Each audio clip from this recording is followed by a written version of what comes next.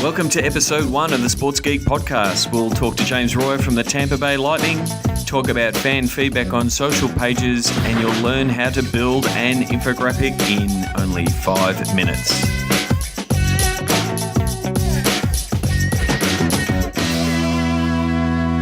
G'day and welcome to the Sports Geek podcast. My name is Sean Callanan and this is the very first proper, I'm going to explain what proper means in a moment, Sports Geek podcast. And what do I mean by proper? Well, previously, and thank you for people who have previously listened to my radio spots, which I've been putting up, and you've been able to subscribe on iTunes under Sports Geek Radio. I've been tinkering with the idea and of diving into podcasting, and I've got a few shout outs or I guess thank yous and inspirations behind it. And they pretty much start with I've been listening to podcasts more and more. And so, you know, to begin to say thanks to guys like Bill Simmons, who pretty much has brought podcasting to ESPN and the sports space in a large way with his work at Grantland. If you don't listen to the BS report with Bill Simmons, it's well worth listening to. You know, pick and choose the topics that you like. You know, I'm not a big fan of listening to the gambling stuff, but I love his stuff on NBA and occasionally touching on pop culture. Another one from a basketball point of view, if you're an NBA fan, you should be listening to the Basketball Jones. Those guys do a terrific NBA podcast daily. It's a great companion, especially now we're in the NBA playoffs. From coming from my hometown and my home country from Australia, Will Anderson is an Australian comedian who does a terrific podcast called TOFOP, or FOFOP as he's now renamed it. I was lucky enough to have Will Anderson at our Twitter Brekkie in December last year, and it was good to hear from him as a comedian and how he uses social as a business development tool. One of the big takeaways that I took from the Twitter Brekkie was him talking about his business model. He said he didn't care that he had 250,000 followers on Twitter. His goal was to get 50,000 of his followers to buy one $50 ticket every year. And so that's how he treats both his, effectively you want to call it content marketing, all the content he puts out on Twitter and Tumblr and his podcast. He does it all for free, but the main goal is to deepen that connection and tie with his fans. So when he does do a show, people will go and see it. So, you know, I went and saw his latest show at the Melbourne Comedy Festival. My kids got me tickets for Christmas, and it was a great show. So if you do see Will_Anderson on Twitter and he is in your town, I highly recommend going. But definitely tune into his podcast. So what are the goals of this podcast? Well, they are to help digital and sports marketing professionals get access to best practice and the latest trends and what's happening and what other people are doing. Because I know, you know, working with clients with Sports Geek is the guys working behind the scenes. The sports teams have so much content produced, have so little resources, they're very stretched, and they don't really have the time to step back, look at what other people are doing, and then also strategize on potentially what they want to do. There's a little bit of the content grind where they just keep punching out that content. So hopefully within half an hour, 40 minutes each week, we'll be able to give you a few takeaways that you can take back to your work, start implementing, and we'd love to hear how they've gone. I also love connecting the sports biz community. So hopefully via this podcast, you'll get to meet a few people that I've met over the journey, both that I've worked with Sports Geek, but also met on my travels doing things like Sports Geek Trip, which I recently came back from. And, please go to the site and check out sort of my findings and my report that I reported back to my clients for Sports Geek Trip Recap, where I caught up with, from a team point of view, the Golden State Warriors, the Oakland A's, the Portland Trailblazers and the LA Galaxy. And then because I'm the geek as well, I was also lucky enough to catch up with tech companies like Twitter, Pinterest, Tint, Listly, Chirpify, Ticketnet, and I think I've got everyone right there. But check out the link to the Sports Geek trip recap or sportsgeekhq.com/SGT4 because it was the 4th trip. My first interview on the Sports Geek podcast is with James Royer from the Tampa Bay Lightning, who came on ABC Grandstand with Francis Leach, or at St. Frankly, if you're not following him on Twitter. We were lucky enough to talk to James about Bolts Social Central. So the Tampa Bay Lightning have recently done some renovations to their stadium, and we talked to James about how they made a few changes to their stadium to better activate and better engage their digital fans.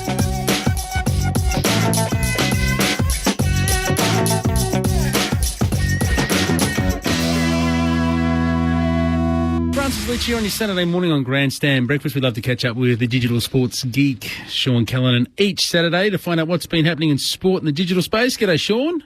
G'day, Francis. How you doing? I'm not too bad, mate. Interesting stuff that you brought to the table today from the Tampa Bay Lightning. Now, for those who don't know their American sport, what major competitions do they play in? They are at NHL. On the ice? On the ice hockey down in Tampa.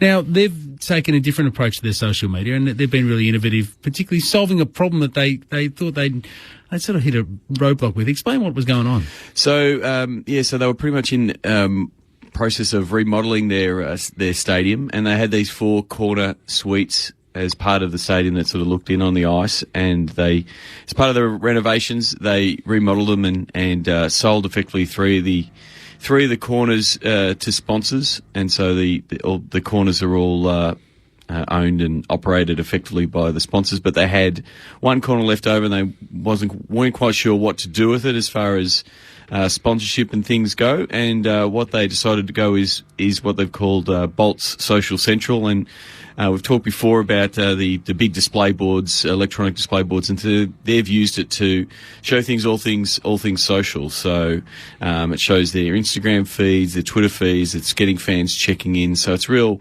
a digital activation, really getting the fans to rally around all the things they're doing online. Well, James Royer is with us. He's the Director of Digital Media at the Tampa Bay Lions, on the line from the United States. Hello, James. Welcome to the program. Thank you, Francis, and thanks, Sean, for having me. So how hard was it to do this, to actually get this wall up and operating? Well, I think you have a number of different factors I'll play in place when you do something like this. One is the technology within the building, technology within your internal TV network, and how those TVs are fed, and then obviously the Wi-Fi capability too. So it was a challenge to get it up. I know a lot of teams have called me up and said, "How do you guys pull this off?" We were trying to do the same thing, and it was a bit of a challenge. And fortunately, we have great relationships with some local partners who get social media, and they jumped in and took on the project and championed it through. So James, how from a you're running all the social and digital channels for both the Tampa Bay Lightning and also the stadium, so that relationship works really well. How have you used the board to, rather than the visual spectacle of the fans being able to go by and tag their Instagram shots, how have you actually used the board to get fans engaged both in the stadium and probably more importantly the ones watching at home and getting a little bit jealous that they're not there? Yeah, absolutely. We know that in the sports world, we saw a lot of stats coming through in social media that one of the most frequent places that people take photos and share them is from sporting events. It's usually in the facility. So that's what we're trying to capture here with a lot of the photos coming through. And we wanted to organize it in some way, shape, or form too, so we could see those. We also saw that adoption of hashtags, even within Instagram, has been kind of slow to go on. But now that I'm seeing results that reports saying now that photos that on Instagram that do have hashtags are performing much better from an engagement standpoint. So we're trying to capture some of those elements of it. And obviously, it gets people excited when we have activations inside the building where we give away something simple, or we ask people to go on photo hunts for us. You go to a sponsor location and take a picture in this area and share it. And it's been great from that standpoint because they've been able to, get some more partners are happy about seeing their own, logos in place. But obviously, what we're trying to do too is create that conversation in the building that people who are here, so that it is reaching out to the networks, and people are saying, oh my gosh, a lot of things are going on at the Tampa Bay Times Forum, and we got to be there for a game, or we got to be there for a concert event. So we have been able to create another version of this for our Arena Football League team as well. So we use the same technology and the same thing. It's all keyed into their channels, and we're going to run it for some concerts and events as well. So it's been able to utilize those different platforms and really make this a better experience for the fans. James, how do you curate it? Because you can't just allow people to throw anything up there. That could be a rather hair-raising experience. So is there somebody whose job it is just to be an on-the-go editor, to see what's coming in and pick and choose what goes up on your Bolt Social Central? That is correct. We have to put it basically in a queue that we will review the photos. We don't want the wrong things going up, and we know that kind of things happen. But and I think even on the Twitter side, the Twitter side is a little more real time. Fans do get upset, and especially when teams not performing the way that they want to perform. And it is always a challenge to see what kind of things they put up there. But fortunately with Twitter, it only displays 4 or 5 tweets at a time, which is very strategic for that purpose. That if something's going to be put up there, it's going to be refreshed out of there pretty quickly. So we weren't too concerned about the Twitter aspect of things. We had, as a part of the discussions, we'd even talked about putting up their Twitter profile images on there, and we said, no, I think that's probably the bigger concern, is we could see some problems with that. So we said just put the tweets, the text of the tweets, and the usernames as opposed to anything else. And so, in your discussions with other teams, a lot of them will say, well, we want to put this up, but we don't have the funds, and then they start looking for a sponsor to do it. Now, in your case, you've invested in this corner of the stadium as effectively a fan engagement play, but I'm sure now that you've done it and you've made that investment, I'm sure now you're having sponsors saying, well, we want to be part of that. We want our brand integrated with the wall, like you've done with sponsor integrations. Is it a bit of a, put in the investment and both the fans and the sponsors will come? Is that sort of the goal over the next 12 months? Definitely. We definitely want to activate this area with a sponsor who gets social. A lot of sponsors will come to us and say, hey, we want to be part of this social media thing. And sometimes they know what that means, sometimes they don't. And I think what we're trying to do is educate them on the best practices and usages so we can be a good corporate partner James, for them. James Royer is with us, Director of Digital Media at Tampa Bay Lions, with Sean Callanan. The Lightning. Lions. You've been talking rugby this morning. Yes, I have too. I've got lines on the brain. From the United States, with Sean Callanan, our digital sports analyst here on Grandstand Breakfast. James, in terms of the Wi-Fi aspect, this is a frustrating aspect for all Australian sports fans, because we can go to big events and we're encouraged to get involved, and then we sort of log onto our smartphones or whatever we're using, and it's just like you hit the brick wall. You cannot post anything. How is it that you can get 20,000 people in that space and make sure that everything can flow through nicely? Well, Francis, actually, I make the same mistake sometimes. I actually say Lions because I actually worked for the Detroit Lions about 10 years ago, so I still make that mistake too, so don't worry about that. In regards to the Wi-Fi, we were very fortunate. One is our ownership really gets what we're doing here, and they've made the investment to invest in Wi-Fi. And it just so happened that we held the Republican National Convention as part of our presidential elections last year in the U.S. Last August in September. And so that accelerated that process of getting Wi-Fi in the building. We had a local cable company who's our partner on that. Bright House is the name of the company. They came in and helped us out with that. But obviously it needed to be up in place.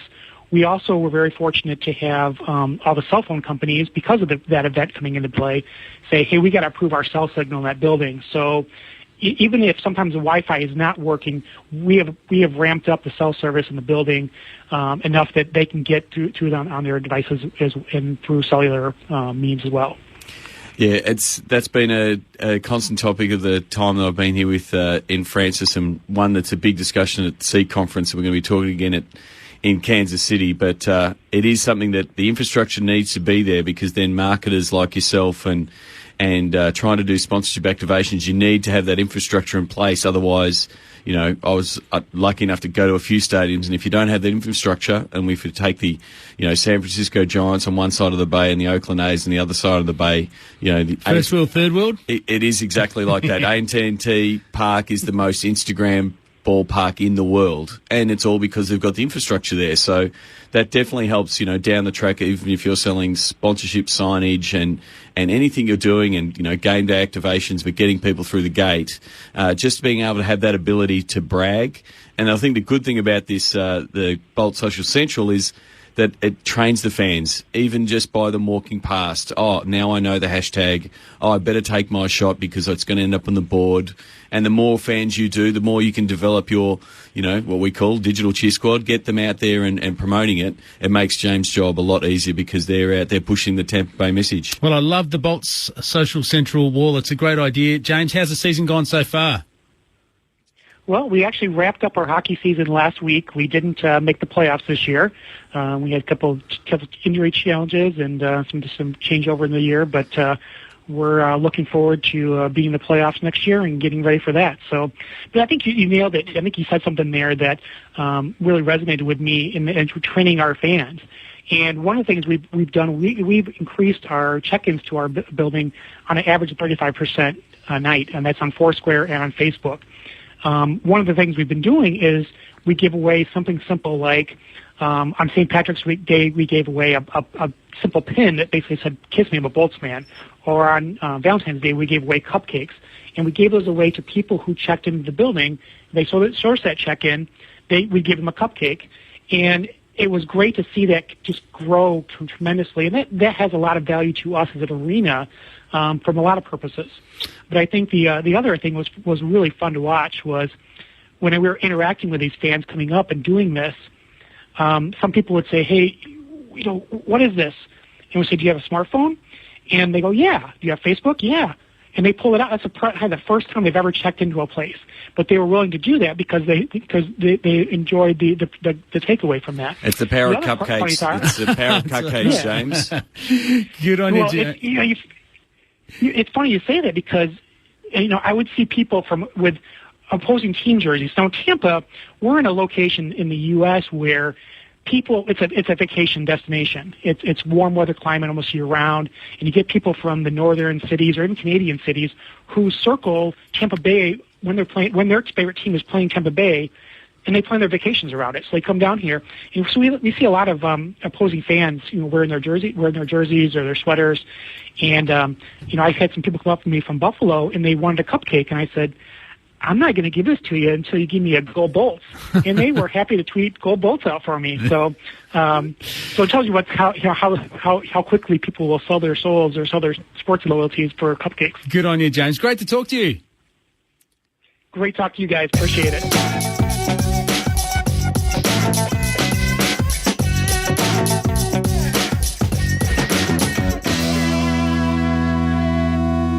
Thank you very much for James Royer, at James Royer from the Tampa Bay Lightning, for his discussion on Bolt Social Central. I'll add some notes and some links in the show notes if you want to check out Bolt Social Central. I guess the main takeaway for me from that interview is ABT, always be training. And the insight there on both telling the fans what the hashtag is and informing them that you want them to check into your stadium becomes, bigger all the time. And the more you can train your fans to be doing the actions you want, the better results you can have later on when you want to do those sponsor activations. The other one for mine, it's a little bit Kevin Costner-like, Field of Dreams.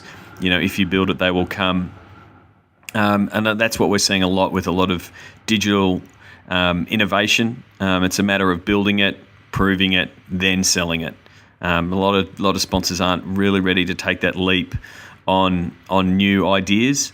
But if you can, do these micro tests, and not that the Bolt Social Central is a micro test fitting out a corner of the stadium, but if you can put in the investment to test these theories and do these activations, then you'll have the proof there that you can take back to sponsors, and then they want to be involved because they'll see the chatter online. To this week on just moving across to halftime, catching up with Daniel Harford on Wednesdays. This week, it was a bit of a trigger from last week's show where I got some choice SMSs on the SMS machine, as happens when I'm on Talkback Radio. And it got me thinking about some of the discussions that I've had with teams around handling fan feedback on social chat channels and some of the problems that you sometimes find yourself in when you've got some passionate fans that just are a little bit upset. And we discussed on some of the scenarios on how you can handle that from a Facebook, Twitter, and from all social platforms point of view. This is myself with Daniel Harford on Halftime on 1116 SEN. Sean Carolan, our sports digital media guru for SportsGeekHQ.com. Hello, birthday boy. G'day, Half. How you doing? Happy birthday, mate. Thank you very much. Thank you very much. Great to have you in on your birthday. Nice of you to do that. Well, I'll mention in the bulletin a little bit later on when we get to the quiz. No worries. Me and Enrique and Iglesias. Okay. Today, Yes. discussing fan feedback. And the thing is that social media offers all these new channels for fans to express their opinion about teams and effectively give them that public forum. We've talked about it before, Seth Godin's quote of that describes sports fans or fans in general, but I think it describes sports fans perfectly as positive deviants. Which is what a sports fan is. They love their team. There's so much passion pouring out of them. And most of the time it is positive, as much as they're in the stands, cheering their team on. But occasionally, emotions get the better of us. Your team might not be doing exactly, doing as well as you would have liked. And sometimes you would go to social media to vent. And that might be on the team's Facebook page, complaining about player XYZ or complaining about a certain play. It might be a game like yesterday's game with the Golden State Warriors. They had an awesome game.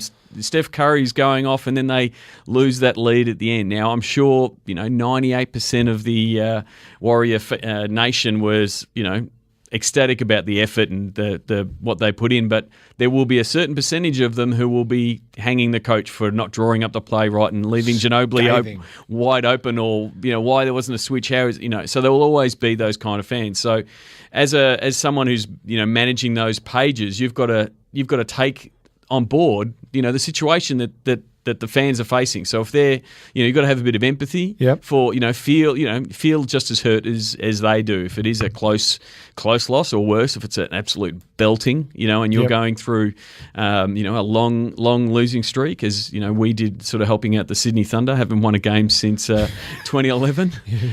Didn't win one last year. So, obviously the fans are going to, get angry. In this case, it was, Chris Gale. Why doesn't he do better? Now, we've had to sometimes, tell the players, any player that's reading the Facebook comments on a Facebook page really just shouldn't, because, it sometimes is the worst and the best of humanity on those pages. So humanity. Yeah. So the main thing is from a club point of view is when to block. Like when to say enough's enough. The SMS machine. It is a bit like the SMS machine. You get a few comments there and you say, no, we don't want to read that one out, or we don't want to even read that one at all. Ever. And so, it comes down to, and normally our rules are, if you're abusive and threatening and swearing, one, you're protecting the other people on the page. And a lot of those people on the page will be kids. There's a lot of kids on Facebook and Twitter, so you want to protect them. So especially on Facebook, it's very visible if someone is having a go on a thread.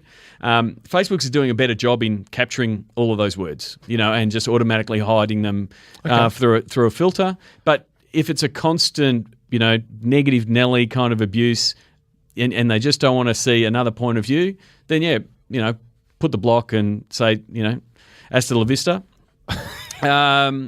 But then there's the case of you just might have got them at the wrong time. Yeah. They might have just been overly emotional and had 6 to 12 too many beers and decided to just have a big rant on the Facebook page. And so that's probably where you want to get in that red card type of system where you say, yep, you've got a ban for 3 months. We've got our club policy here. Here's an email. If you've been blocked, please email us. And think about why you might have been blocked, because we will block you for one of these things, and you would have done one of these things.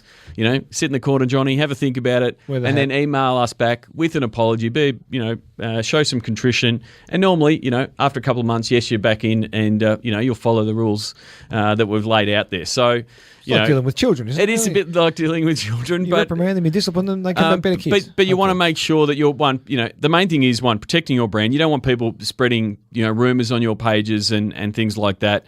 The other thing is also to not get too much emotionally invested if you're the one reading it all. Yeah. So we've had a lot of people going, oh, it's so draining reading all these comments, and you start taking them on board yourself, or you start wanting to protect the players. Now, again, we've sorted the players out. They're not reading it. They get said far worse things in the media. People like yourself or KB and the papers and those kind of things having a crack. So, you don't have to protect the players there. Most of them are big boys. But, just sort of step away sometimes. If it's getting too much, step away, come back in half an hour. Normally everyone does simmer down. But just having that process in place to be able to say, no, we don't like that kind of behaviour, go have a spell and then come back. That's great advice. SportsGeekHQ.com for more of that sort of stuff from the birthday boy, Sean Callanan. Adam, you're not blocked because you've been giving it the KB Read the Marking Contest. You must have been doing it in a polite fashion, and that's okay. Thank you, pal. Happy birthday. Thank you very much, mate. SportsGeekHQ.com for Sean.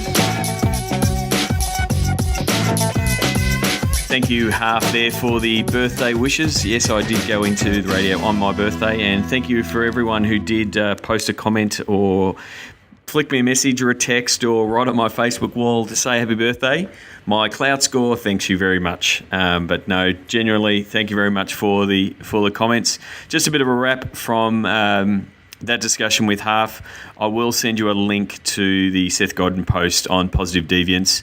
It is a perfect description for the sports fan. Some of the takeaways, if you have a player that's reading your Facebook page and reading the comments, definitely counsel them not to do that. It is not the best place for players to do it.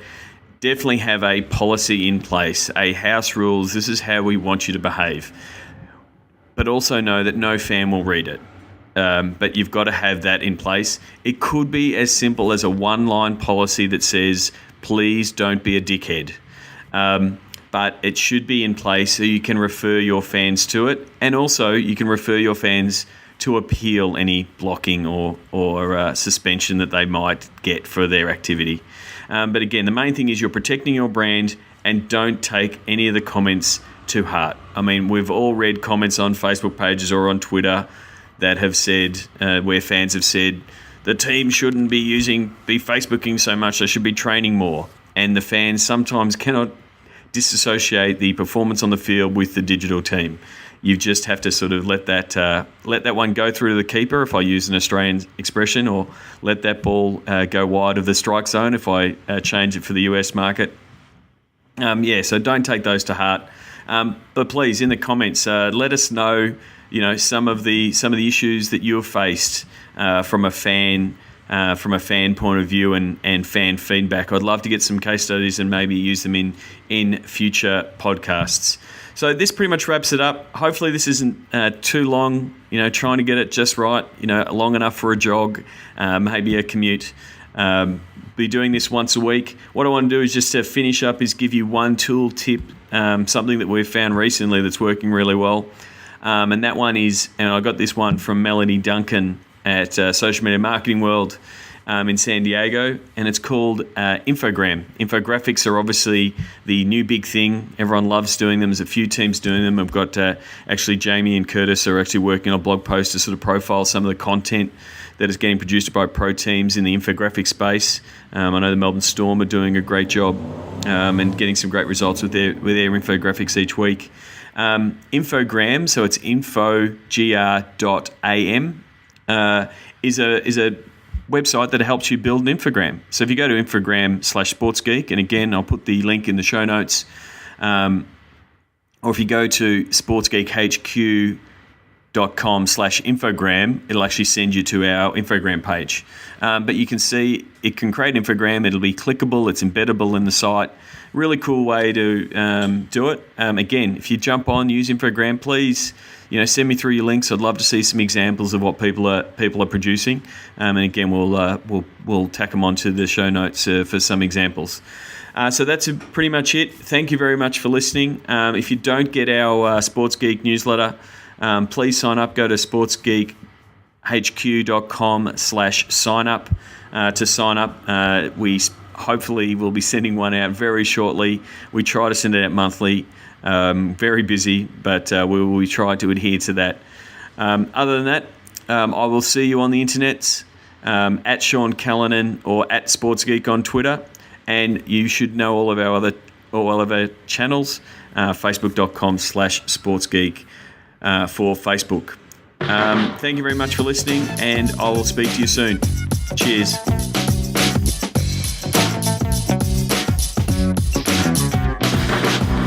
Thank you. You've been listening to the Sports Geek podcast. You can find the show notes at sportsgeekhq.com/1. And please, if you can, leave a message either in the post below or we'd love to see a comment or a rating on our iTunes page. Thanks again, and I will speak to you soon. Cheers.